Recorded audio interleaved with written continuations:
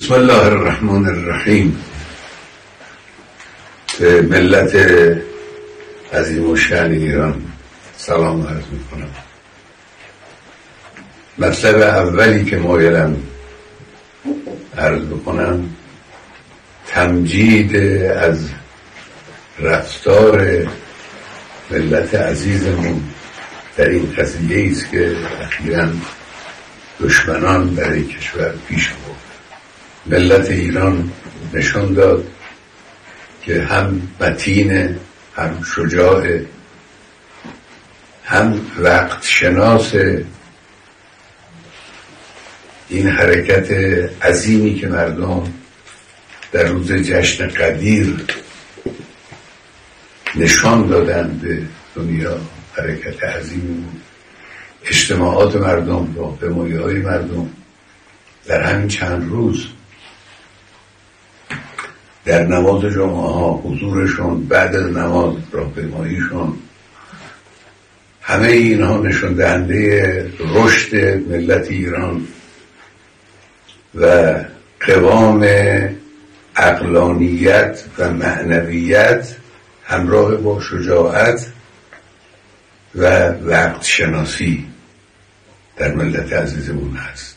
خدا رو شکر میکنم که به حمدالله این ملت مؤمن رو در این حد از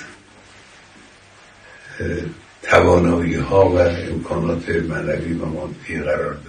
من لازم میدونم همینجا اشاره کنم به حرکت زیبا و پرمعنایی که اون بانوی مجری تلویزیون در مقابل حمله دشمن انجام داد. تکبیر گفتن و نشانه قدرت ملت رو در واقع به همه دنیا ارائه کردن. این حادثه تاریخی بود، حادثه بسیار با ارزشی است. مطلب دوم این است که این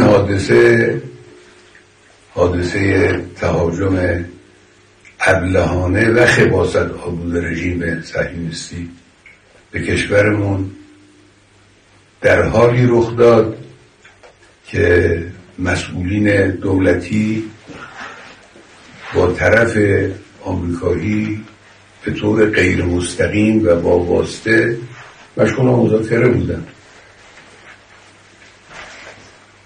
هیچ موضوعی از سوی ایران وجود نداشت که نشانه این باشه یک حرکت نظامی یا یک حرکت تندی سختی وجود داره.